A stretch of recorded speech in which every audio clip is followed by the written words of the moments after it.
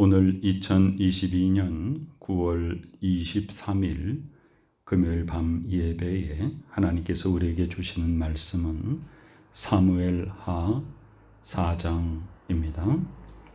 8절부터 12절까지를 봉독하겠습니다.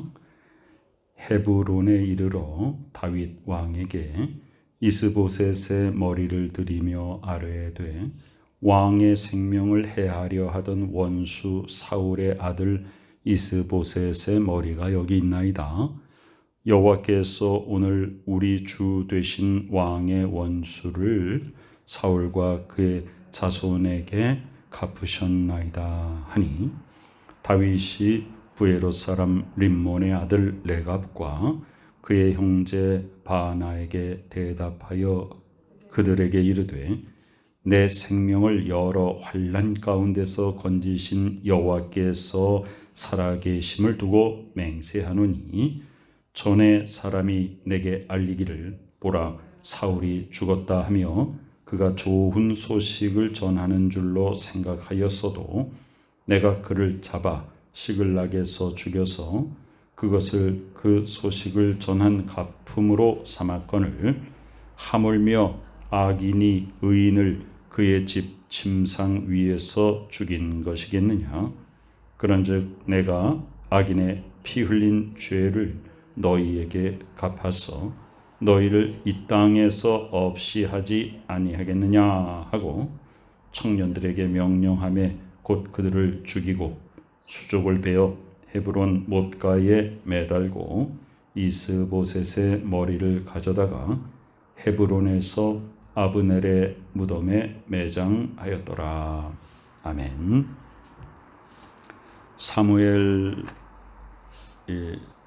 사무엘서는 상하권이 원래는 나누어지지 않았다 그랬죠. 분량상 나누었는데 나누고 나서 보니까 스토리가 어떻게 구분되냐 하면, 사무엘상은 이제 사울 왕의 통치 시대이고요.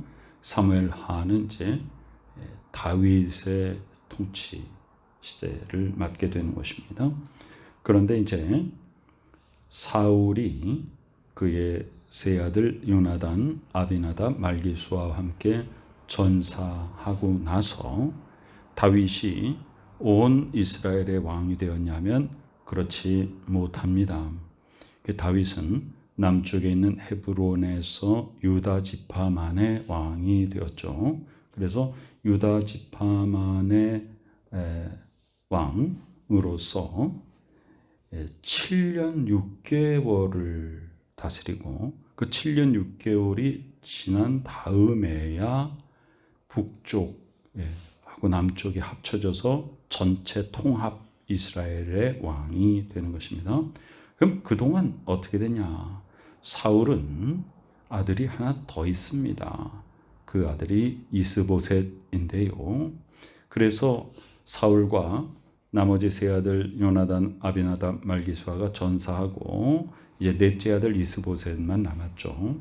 그러니까 이 유다 지파가 아닌 사람들이 이스보셋, 사울의 아들인 이스보셋을 이제 왕으로 모시게 됩니다.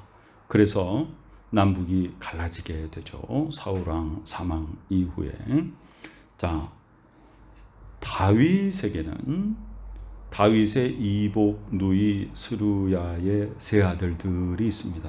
아주 유명한 분들이죠. 그래서 요압과 아비새와 아사헬, 이 삼형제 용사들이 있잖아요. 그런데 지금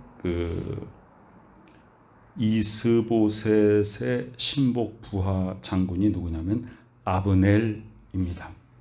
근데 사무엘하 2장에 보면요, 막내 아들 아사헬이 아브넬을 막 쫓아가다가 아브넬이 창을 뒤로 해가지고 창 끝으로 아사헬을 찔러서 아사헬이 전사합니다.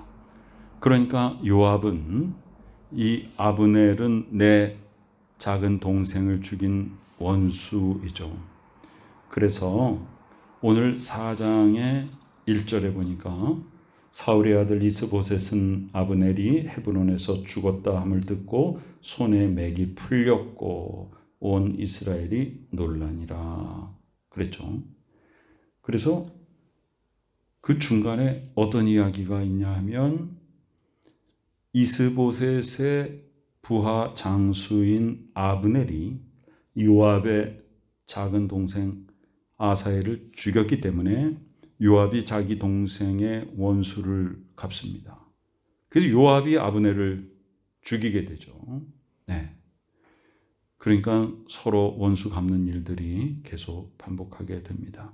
그러면 사울의 아들 이스보셋에게는 지금 신복부와 장수가 없어졌습니다. 맥이 탁 풀리는 것이죠. 자, 그 상황 속에서 어떤 일이 일어나는가? 이제 사울의 아들 이스보셋에게 군 지휘관 두 사람이 있었습니다. 그래서 아브넬은 지금 요압의 손에 죽고 나서 그 나머지 군 지휘관이 있었는데 이 사람들이 배신을 하고 반란을 일으키게 됩니다. 이름이 바안하고 한 사람은 레갑입니다. 다 베냐민 지파입니다. 자, 그런데 이 사람들이 말이죠. 이스보셋의 집에 가가지고 오늘 4장 5절에 보면 이스보셋의 집에 이르니 마침 그가 침상에서 낮잠을 자고 있었습니다. 그래서 레갑과 그의 형제 바하나가 밀을 곡식을 가지러 온 채 하고 집 가운데로 들어가서 바로 이스보셋의 배를 찌르고 도망합니다. 죽입니다. 그리고 들어가 보니까 이스보셋이 침상 위에서 죽어 있습니다. 그래서 그를 죽이고 목을 베어서 그의 머리를 가지고 밤새도록 아라바 길로 가서 어디로 가는 거예요? 이제 헤브론으로 가는 겁니다. 다윗이 다스리고 있는. 그래서 헤브론에 이르러서 다윗 왕에게 이스보셋 사울 왕의 남은 마지막 아들의 머리를 갖다 바칩니다. 왕의 생명을 해하려 하던 원수 사울의 아들 이스보셋의 머리가 여기 있습니다. 다윗이 뭐라고 말합니까? 다윗이 우리가 지난번에 사무엘하 1장을 묵상할 때 어떤 일이 있었습니까?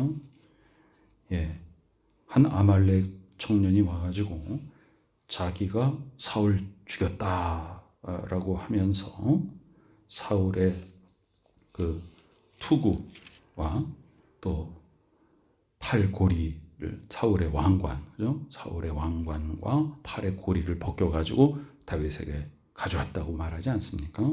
사실은 이 사람이 죽인 것도 아닌데 칭찬받을 줄 알고 상 받을 줄 알고 그랬단 말이에요. 자, 모든 사람들이 지금 어떤 이야기를 알고 있어요?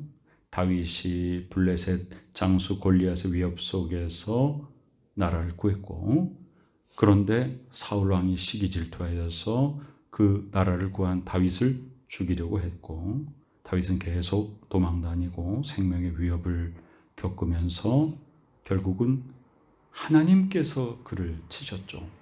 다윗은 자기 스스로 원수를 갚지 않았잖아요. 그래서 하나님께서 사울의 가문이 완전히 몰락하도록 하나님이 갚으시는 것이죠. 모든 정의와 진리는 하나님께 달려 있습니다. 그래서 우리가 원수 갚는 것을 내가 하지 않고 하나님께 맡겨드립니다. 그렇게 하는 이유는 두 가지가 있습니다. 하나는 모든 주권이 하나님께 있기 때문입니다. 당연히. 그러나 또 하나의 이유는 뭐냐면 내가 정말로 하나님 보시기에 내가 옳은가라고 하는 확신은 우리가 가질 수 없는 것입니다. 모든 사람들은 다 생각이 자기 기준입니다.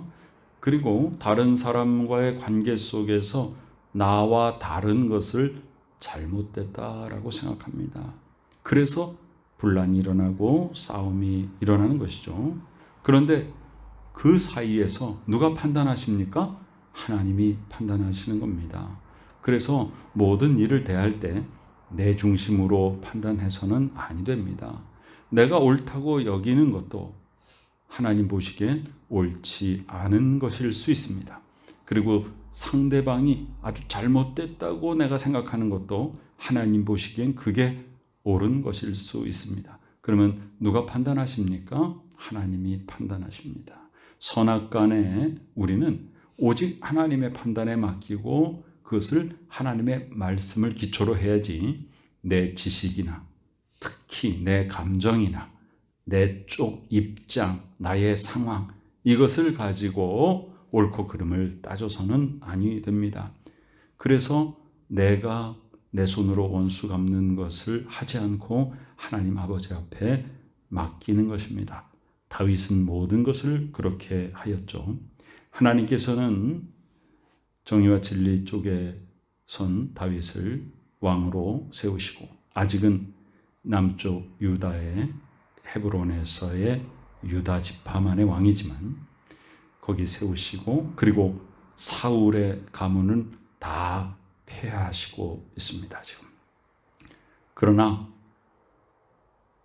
비록 사울이 다윗을 죽이려고 했다 할지라도 하나님이 기름 부음 받아 세우신 왕인데 그를 사람이 함부로 하는 것에 대해서 다윗은 절대로 용서하지 않습니다. 자, 오늘 4장 10절에 보니까 전에 너희들이 알지 못하느냐? 한 사람이 와가지고 사울이 죽었다 하고 소식을 알려서 그것이 좋은 소식이라고 나한테 알려서 나한테 상 받을 줄 알았더니만 내가 그 악인의 피 흘린 죄를 갚아서 시글락에서 그를 죽여서 그것을 그 소식을 전한 갚음으로 삼은 것을 모르느냐? 하물며 너희들이 지금 그 왕의 후손 이스보셋을 침상에서 자고 있는데 가서 죽여가지고 그 머리를 베어온 것을 내가 칭찬하겠느냐? 너희의 피 흘린 죄를 너희에게 갚아서 이것으로 하여금 이 땅에서 모든 사람들이 다 악한 일을 행하는 자는 전부 다 처형을 당한다라는 것을 알게 하겠다. 다윗은 반복적으로 이 일을 시행합니다. 사무엘하 1장에서 사울의 전사 이후에 내가 사울을 죽였다라고 사울의 왕관과 팔고리를 가져온 사람을 죽였습니다. 그것은 무엇을 말하는 것이요? 모든 사람에게 선포하는 것입니다. 이렇게 왕가를 향하여서 함부로 칼을 쓰고 이렇게 하는 것은 이거는 큰 죄악이다. 난 이것을 결코 묵인하지 않겠다. 그런 선포죠. 그런데 지금 이 사람들 바로 레갑과 바하나는 신분이 어떤 신분이에요? 이스보셋의 군 지휘관들입니다. 그런데 그 전에는 아브넬이 살아있을 때는 아무 소리 못하고 있다가 아브넬이 요압의 손에 죽자 그 밑에 있었던 군 지휘관들이 반란을 일으켜서 지금 현재 북쪽의 이스라엘의 왕으로 세운 이스보셋을 죽이고 그 머리를 가지고 왔습니다. 그래서 다윗이 청년들에게 명령하여 그들을 죽입니다. 그리고 이스보셋의 머리를 가져다가 헤브론에서 아브넬의 요압의 손에 죽은 아브넬의 무덤에 매장하게 됩니다. 이것이 사무엘하 4장의 내용이죠. 여기에서 우리는 두 가지를 발견할 수 있습니다. 하나는 다윗은 원수 갚는 일을 끝까지 자기 스스로의 판단으로 하지 않았다는 것입니다. 이미 헤브론의 왕으로서 그는 얼마든지 원수를 갚을 만한 세상 권력을 가지고 있었지만 그렇게 하지 않았다는 것입니다. 그리고 자기한테 칭찬받을 줄 알고 사울의 가문에 감히 손댄 자들을 다윗은 용서하지 않고 처단합니다. 또 하나는 이 배후에는 하나님 아버지의 징계의 손이 있다는 것입니다. 사울 왕가가 완전히 무너지고 있습니다. 정의롭지 못하고 진리 가운데 서지 못한 사울의 후손들, 그 왕의 모든 가문들이 지금 멸망하고 있는 것입니다. 이것이 하나님 아버지의 공의입니다. 우리가 이 세상에 살면서 우리는 어떤 기준으로 살고 있느냐 하면은, 우리는 이 세상을 기준으로 사는 사람들이 아니라 하나님 아버지의 정의와 진리, 하나님 아버지의 공의, 그것을 기준으로 사는 사람들입니다. 그래서 우리는 하나님의 말씀 안에 거해야 되며 그 말씀이 우리의 진리의 기준이 되어야 됩니다. 그것이 오늘 사무엘하 4장을 통하여 하나님께서 우리에게 주시는 메시지입니다.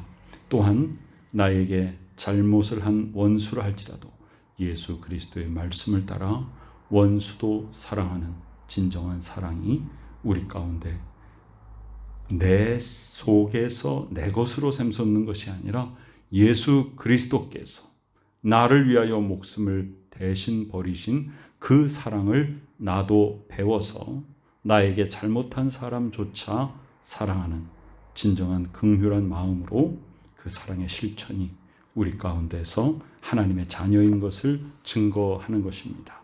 그 사람이 하나님의 자녀인지 아닌지를 알려면 그 사람이 사랑을 실천하고 있는지 아닌지를 보면 되는 것이죠. 하나님의 은혜가 우리 가운데 넘쳐나서 모든 것을 하나님 앞에 맡겨드리고 내가 판단하지 아니하고 우리는 사랑받은 자이니 받은 사랑을 내 생각으로 사랑받을 자격이 없는 것 같은 사람에게도 베풀며, 왜냐하면 내가 사랑받을 자격이 없었음에도 나를 위하여 목숨을 버려주신 예수 그리스도의 그 사랑을 받았기에 우리는 누구든지 사랑해야 합니다. 그것이 믿는 자의 본분이고 그리스도인의 삶의 구별된 모습인 것입니다. 부디 하나님의 자녀로서 모든 판단을 하나님께 맡겨드리고 하나님께 받은 사랑과 은혜를 나누는 복된 우리 모두가 되시기를 간절히 축원합니다. 아멘. 아버지 하나님의 은혜에 감사드립니다. 사랑을 받았으니 우리가 목숨의 빚을 졌으니 주여 우리에게 빚진 자를 다 용서하게 하여 주시옵고, 우리가 우리에게 죄 지은 자를 용서함은 곧 하나님이 우리를 용서한 것을 우리도 실천하는 것이오니 주여 원수 갚는 일을 내가 하지 않게 하여 주시며, 주여 바르고 그른 것은 하나님의 판단에 맡겨드리며 하나님께서 선한 자를 세우시고 악한 자를 징계하시는 공의로운 하나님이심을 믿사오니 하나님의 손에 맡겨드리는 저희들이 되게 하여 주시옵소서. 지금은 우리 구주 예수 그리스도 귀하신 은혜와 하나님 아버지 크신 사랑하심과 성령님의 놀라운 역사하심이 이 시간에 받은 사랑 실천하며 모든 것을 하나님의 판단에 맡겨드리는 복된 믿음의 식구들의 머리 위에 지금부터 영원까지 함께 계시옵기를 간절히 축원하옵나이다. 아멘.